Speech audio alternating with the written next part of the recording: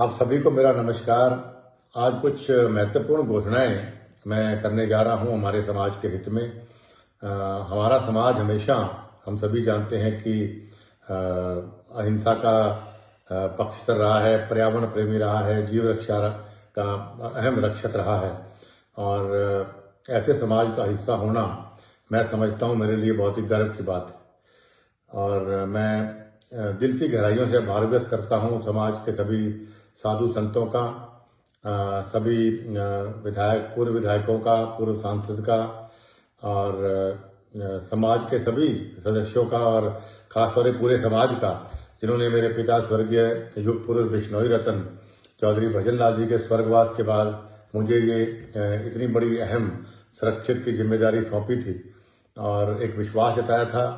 और मुझे खुशी इस बात की है कि लगभग 12 साल से ज़्यादा मुझे संरक्षक समाज का बने हो गए, और इन 12 सालों में मैंने पूरी मेहनत, लगन और ईमानदारी से इस समाज को एक माला में पिरो के रखा। जो समाज हमारे पूर्वज, खास तौर पे जैसा युग पुरुष चौधरी भजन लाल जी, स्वर्गीय लोह पुरुष राम सिंह जी, स्वर्गीय महान नेता श्री रामनारायण जी, और महान नेता स्वर्गीय श्री पूनम चंद जी जैसे महान शख्सियतों ने और साधु संतों ने समाज को बहुत मेहनत से, बहुत लगन से इस समाज को एक माला में पिरो के रखा। तो मेरा भी वही प्रयास रहा कि इस समाज को न केवल माला में पिरो के रखें, बल्कि एकजुट रखते हुए इसको और बुलंदियों तक लेके जाए। समय मेरे पास कोई ज़्यादा पॉलिटिकल पावर नहीं थी, लेकिन उसके बावजूद भी मैंने ईमानदारी से हर वर्ष तक प्रयास किया कि समाज की आन बान और शान को कहीं नीचे ना होने दूं। चाहे वो सीबीआई वाले मामले में राष्ट्रपति से मिलके उनसे लड़ाई करने की बात थी, चाहे विष्णुदत्त मामले में अपने खुद कांग्रेस में रहते मुख्यमंत्री से मैंने लोहा लिया, जिसका खामियाजा मुझे राजनीतिक रूप से बहुत आज तक भुगतना पड़ रहा है। चाहे दिल्ली धर्मशाला में पिताजी का साथ देकर उसको बढ़वाने की बात हो, चाहे हरिद्वार धर्मशाला की बात हो, चाहे गुड़गांव धर्मशाला की बात हो, चाहे पंचकुला धर्मशाला की बात हो, चाहे अभी जयपुर की धर्मशाला की बात हो, चाहे फिर कुछ हमारे साथियों को राजनीतिक रूप से चाहे टिकट दिलाने या मजबूती देने की बात थी, या हमारे राजस्थान, हरियाणा कहीं के भी समाज के नौजवानों को सरकारी या गैर सरकारी रोजगार दिलवाने की बात थी, या सरकार के और किसी काम में बढ़ चढ़ कर मंदिरों के निर्माण की बात हो, या जहाँ भी मेरी जरूरत पड़ी समाज को इन 12 सालों में मैंने मन से, ईमानदारी से मेहनत की।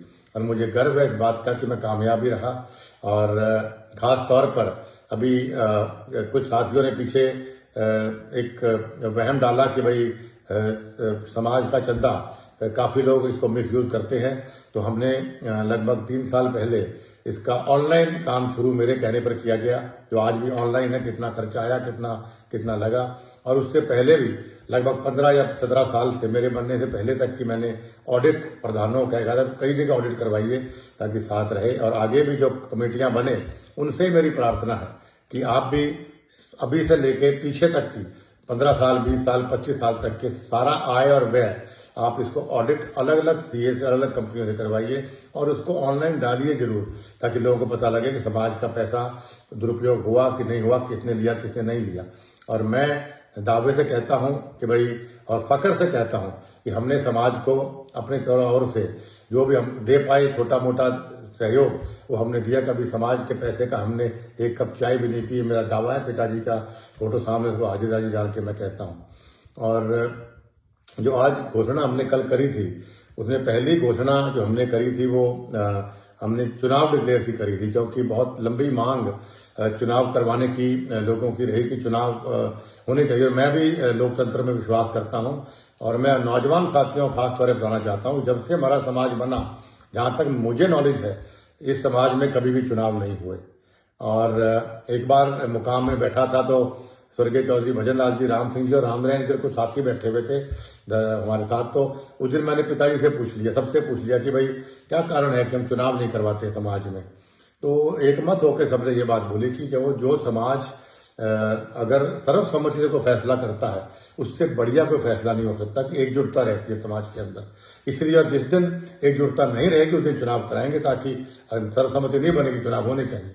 तो सर्वसम्मति बनती आई, लेकिन फिर भी पिताजी के स्वर्गवास के बाद और उनके बाद लोगों की मांग पर 2014 या 15 में, मुझे ईयर याद नहीं है, हमने चुनाव करवाए पूरे लोकतांत्रिक तरीके से। और उसके बाद मैंने जब सारे इलेक्टेड मेंबर्स ने कहा कि हम आपसे मिलना चाहते हैं, मेरे घर पे मैंने उनको मिलवाया। उस दिन काफी बारिश भी हो गई थी, तो उस दिन मैंने देखा कई धड़े बनने शुरू हो गए कि भाई प्रधान मेरा आदमी बनने, ऐसे बने वैसे बने। जब मैं अलग अलग बुला के बात करा था उस टाइम पे मैंने ये महसूस किया। तो फिर मैंने फिर सब लोगों से जब चर्चा की, मेन प्रतिबद्ध लोगों से, तब उन्होंने कहा कि भाई फैसला इस तरह झगड़ा करेंगे समाज में बहुत धड़े बन जाएंगे और आपसी फूट समाज करे शुभ नहीं।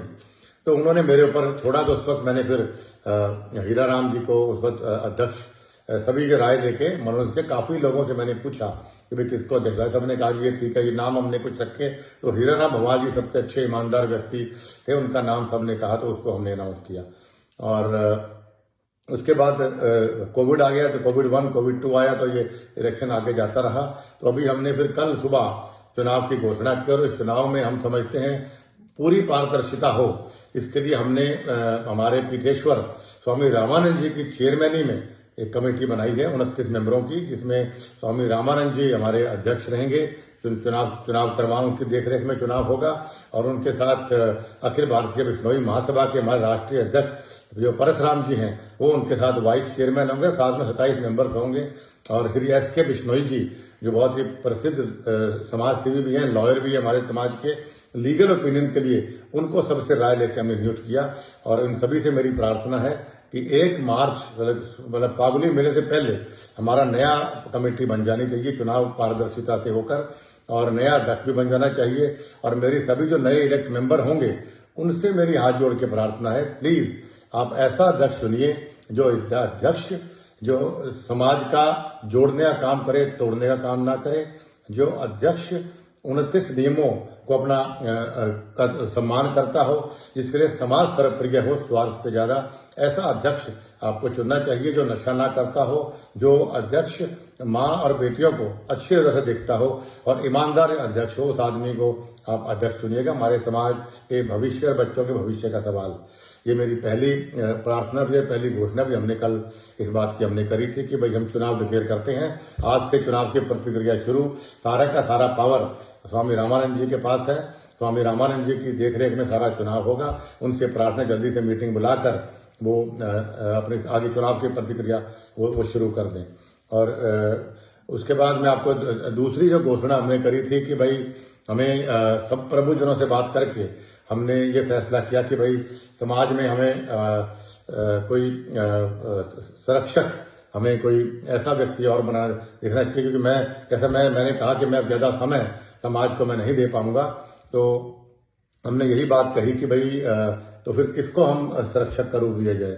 तो सभी ने एक मत होकर कहा कि स्वामी रामानंद जी जो है सबसे हमारे पीठेश्वर भी हैं, और हिंदुस्तान हो या विदेश तक उनके बहुत सम्मान लोग करते हैं, और उनको सारे हमारे समाज का ज्ञान भी है और बहुत लंबा तजुर्बा समाज पे है। उनकी तो दर्शन मात्र से सबके पाप खत्म हो जाते हैं, सबके कष्ट खत्म हो जाते हैं। तो उनको मैं समझता हूँ उनसे बेहतर संरक्षक के रूप में कोई होना चाहिए। सबसे राय लेके हमने स्वामी रामानंद जी को संरक्षक हमने नियुक्त किया है, और ये भी फैसला हमने कल किया था।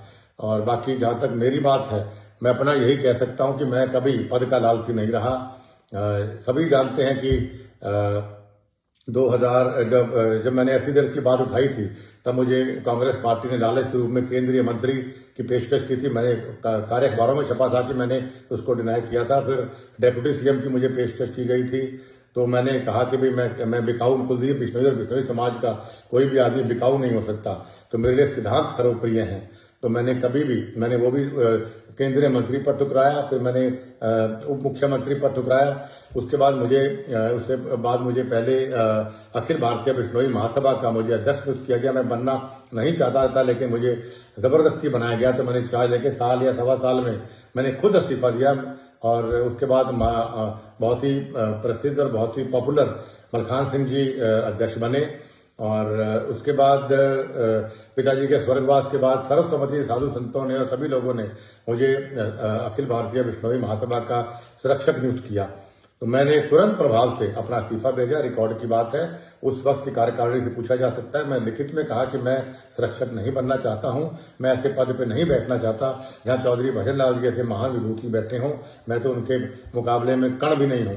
तो लेकिन उन्होंने सभी ने मेरा इस्तीफा ठुकरा के, इस्तीफा फाड़ के बल्कि कमेटी में फेंका गया और ये कहा गया कि भाई चौधरी भजन लाल परिवार के अलावा इस समाज को कोई एकजुट रखने में सक्षम नहीं है। इस पे लोग विश्वास करते हैं।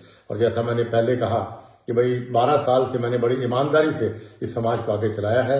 तो लेकिन आज मैं इस अखिल भारतीय बिश्नोई महासभा के संरक्षक पद से मैं त्याग पत्र देता हूं, क्योंकि मैं व्यक्तिगत कारणों से मैं इस समाज को ज्यादा समय नहीं दे पाऊंगा, क्योंकि राजनीतिक रूप से मुझे आगे बहुत बढ़ना है और भी मुझे काम है। लेकिन आप इस बात से बिल्कुल चिंतित मत होइए, जब भी समाज को मेरी जरूरत पड़ेगी तो मैं 24 घंटे समाज की सेवा में, मेरे घर के दरवाजे खुले हैं। दुख में सुख में इस समाज ने हमेशा मेरा साथ दिया और आज भी मुझे बड़ी खुशी है कि आज कल मुझे रजिस्टर देके गए हिसार के अंदर भी कि 200 से ज्यादा इलेक्टेड और नॉमिनेटेड मेंबर्स ने ये लिख के दिया कि कुलदीप बिश्नोई में विश्वास जताते हैं।